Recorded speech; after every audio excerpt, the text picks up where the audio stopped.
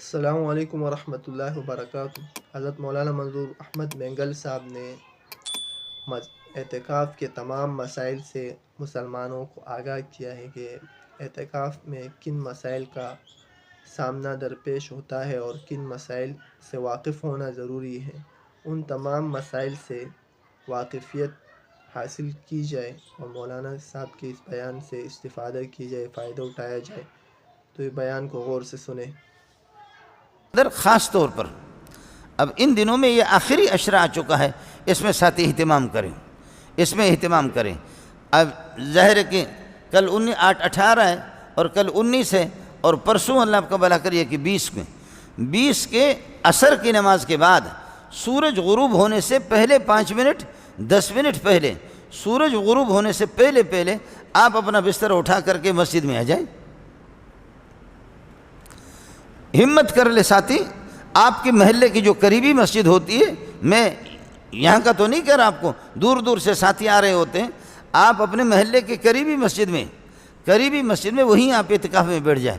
کوشش کر لے، کوئی مسئلہ مشکل نہیں ہے، لیکن 20 تاریخ کو 20 کا دن گزر جائے اور عصر کے بعد سورج غروب ہونے سے پہلے 5 منٹ 10 منٹ پہلے آپ بیٹھیں گے، تو جب تک یہ کہ چاند کا اعلان نہ ہو جائے آپ مسجد کے اندر رہیں گے، تو یہ اعتکاف مسنون۔ راتوں کو یہ ہے کہ نوافل، ذکر و اذکار اور تلاوت، جاگنا، اللہ کی طرف متوجہ ہونا، اور دن کو اگر آپ سو جائیں مسجد میں، رات کو بھی سو جائیں،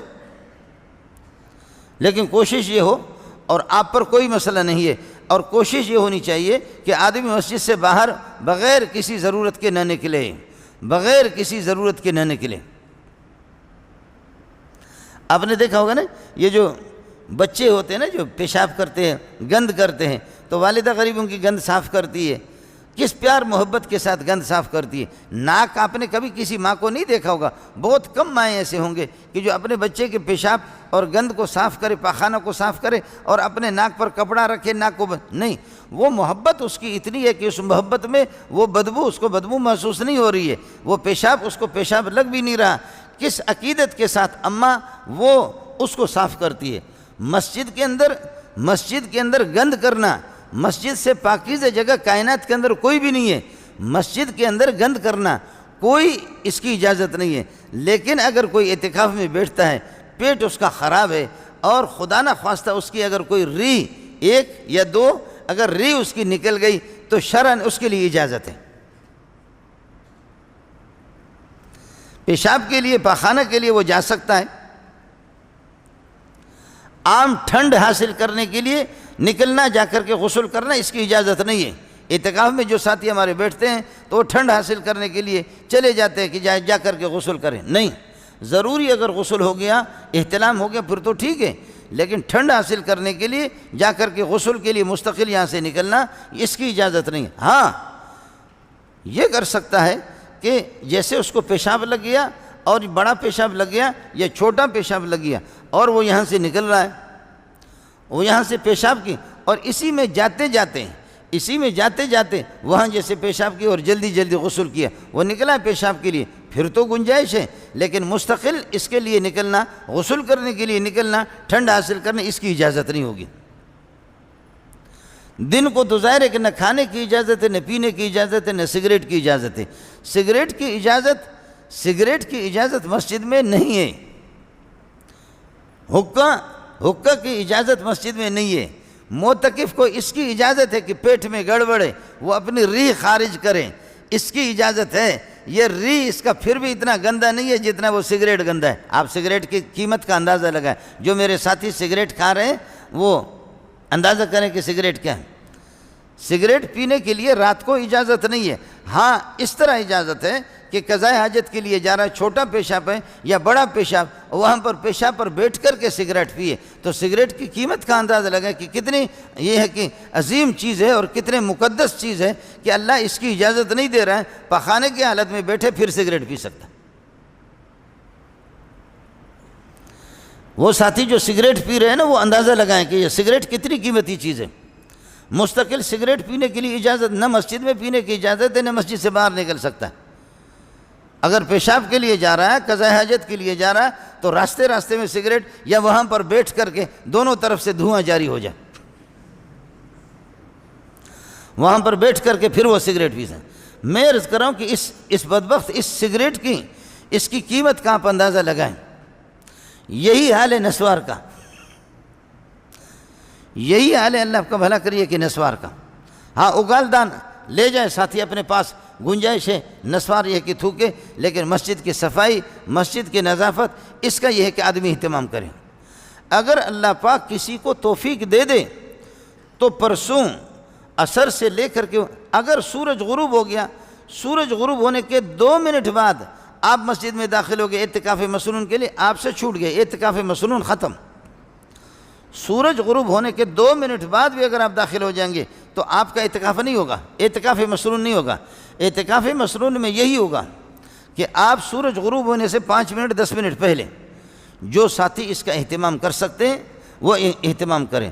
اگر آپ کے لیے کوئی کھانا لانے والا ہے تو سبحان اللہ، اور اگر کوئی کھانے والا نہیں ہے، کھانا لانے والا نہیں ہے، تو پھر 2 صورتیں ہیں۔ ایک صورت یہ ہے کہ آپ یہاں اعتکاف میں بیٹھ کر کے اور گھر والوں سے، آج کل تو ماشاءاللہ موبائل کی سہولت بھی ہے، اور وہ گھر والوں سے پتہ کرے کہ کھانا تیار ہو گیا، تیار ہو گیا، یہ خود جا کر کے وہاں سے کھانا اٹھا کر کے لا کر کے یہاں کھا لے۔ ایک صورت یہ ہے۔ دوسری صورت یہ ہے وہاں جا کر کے وہیں جلدی میں کھائیں اور واپس آ جائیں۔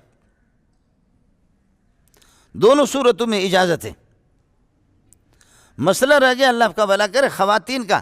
خواتین کے لیے تو بہت آسانی ہے، ہماری مائیں اور بہنیں بیٹیاں، ان کے لیے ان کا حق ہے، وہ بھی اسی طرح شریعت کے مکلف ہے، ان کو مسجد میں آنے کی اجازت نہیں ہے۔ کراچی میں تو بہت سی مسجدیں بھی شروع ہو گئی ہے، وہاں پر یہ ہے کہ خواتین بھی اعتکاف میں بیٹھ جاتی ہے۔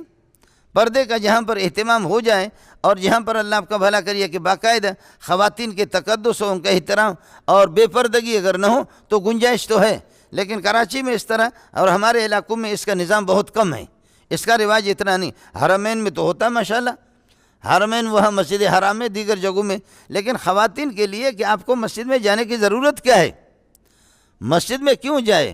آپ کو اللہ نے اتنی سہولت دی ہے، اتنی آسانی دی ہے کہ اپنے گھر کا ایک کمرہ خاتون خاص کر لیں، ایک کمرہ خاص کر لیں، اور اسی کمرے کے اندر کمرے کا پھر ایک خاص حصہ، کمرے کا ایک کونا ہے، وہیں اس کے مصلی بچھا رہے، اور وہیں پر یہ کہ بسترہ اس کا بچھا رہے، اور وہیں پر یہ کہ وہ سو جائیں، اور وہیں پر اس خاص حصے سے باہر بغیر کسی ضرورت کے اگر نکل جائے گی تو پھر یہ کہ اس کا اعتکاف ٹوٹ جائے گا۔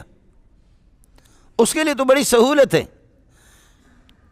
خواتین کو آپ سمجھائیں، ان کو یہ بتا دیں کہ مسجد سے اگر آپ کسی عارض کی وجہ سے اور حالات کے پیش نظر اگر مسجد میں آپ کو اجازت نہیں دی جا رہی، ویسے حضرت نے اجازت تو دی، لا تمنعوا اماء اللہ مساجد اللہ، اللہ کی بندیوں کو منع نہ کرو مسجد سے، خواتین کو منع نہ کرو، وہ جائیں مسجد میں۔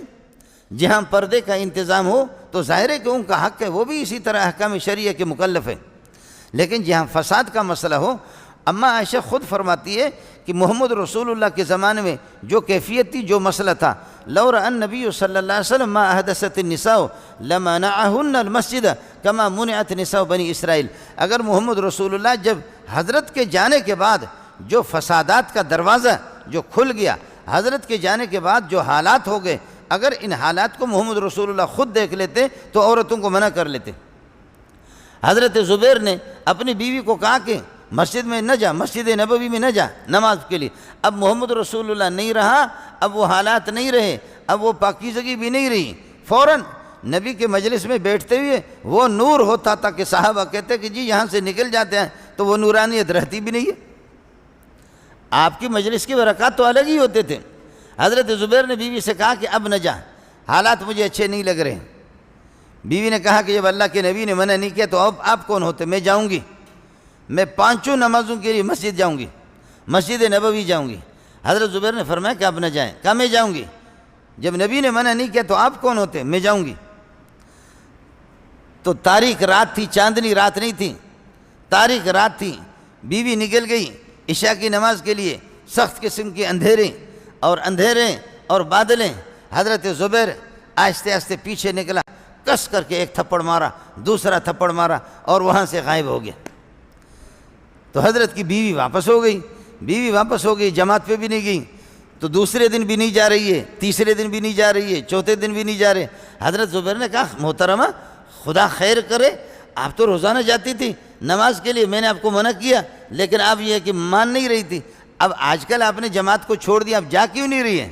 اس نے کہا حالات ٹھیک نہیں ہیں، حالات ٹھیک نہیں ہے۔ حضرت نے فرمایا کیا حالات ہے؟ حضرت نے فرمایا کہ کیا حالات ہے؟ کہا کہ کچھ پتہ ہی نہیں چلتا کہ ایک ظالم نے ایسے کس کر کے مجھے تھپڑ مارا اور غائب ہو گیا۔ رات کی تاریکی میں کون کس کو نظر آتا ہے؟ تھپڑ مارا مجھے، اس لیے اللہ معاف کر دے گا، ہم مسجد میں اپنے گھر میں نماز پڑھیں گے۔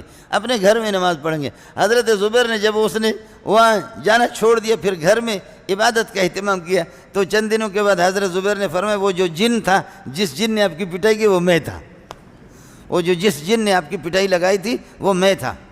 تو خواتین کے لیے تو آسانی ہے الحمدللہ، ہماری مائیں اور بہنیں وہ مسجد میں بیٹھ جائیں۔ اور بھائی ایک صورت اور ہے، اگر آپ اللہ کا بھلا کرے 10 دن اعتکاف میں نہیں بیٹھ سکتے تو 5 گھنٹے کے لیے، 2 دن کے لیے، 3 دن کے لیے نفلی اعتکاف، اس میں آ کر کے آپ اعتکاف میں بیٹھ جائیں، یہ نفلی اعتکاف۔